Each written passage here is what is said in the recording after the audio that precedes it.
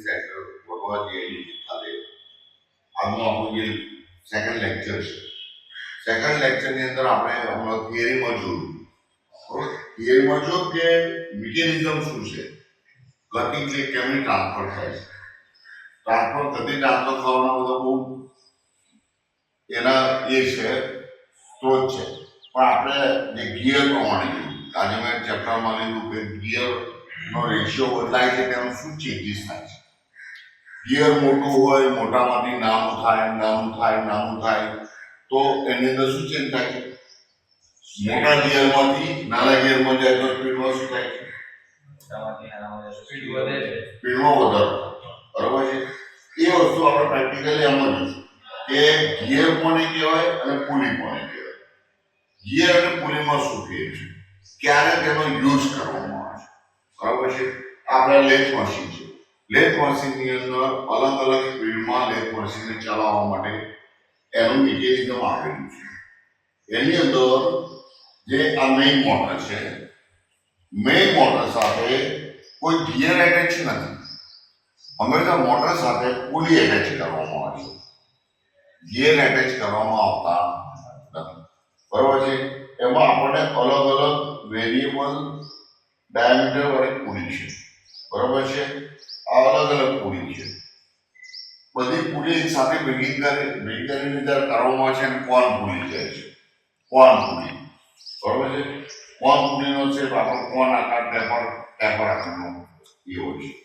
આની અંદર આપણને અલગ અલગ ડાયામીટર આપે છે. બરોબર. આ અલગ અલગ પુલી મેઇન મોટરનો શાફ્ટ છે.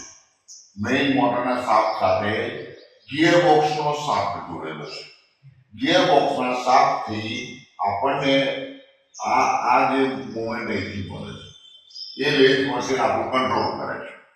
એમાં બી આપણે જોયું કે અહીં મોટું ગિયર છે. મોટા ગિયરમાંથી આ અલગ અલગ ગિયર છે. બરોબર.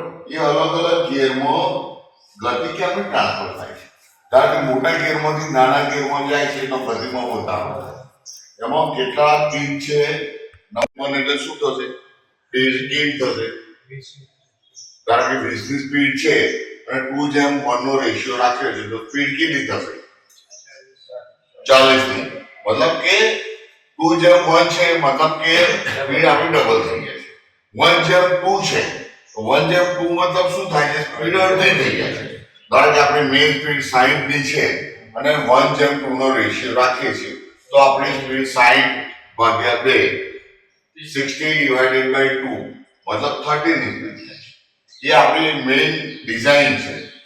આપણે જ્યારે કોઈ મશીન ડિઝાઇન કરીએ છીએ કાં તો મશીનની અંદર આપણે વેરિયેબલ સ્પીડ લેવાની છે તો આ પ્રમાણે આપણે ડિઝાઇન કરીએ છીએ. એ આપણે પહેલા સમજવાની જરૂર છે. બરાબર. આજનું આપણું જે થિયરીનું લેક્ચર હતું હું પ્રેક્ટિકલમાં બી તમને બતાવું છું. આ બધા જે ગિયર છે એને સ્પર ગિયર કહેવામાં આવે છે. બરાબર. આ સ્પર ગિયર છે એની અંદર નંબર ઓફ ટીથ આપેલા છે. બરાબર. આની અંદર અલગ અલગ નંબર ઓફ ટીથ આપેલા છે. કેટલા ટીથ છે એનું કેલ્ક્યુલેશન કરવામાં આવે છે, જે આપણે હમણાં જોયું તે.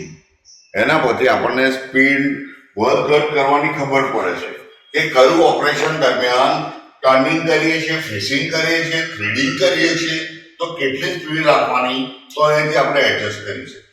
એના માટે આપણને લીવર આપેલું છે. આ છે લેથ મશીન. CNC machine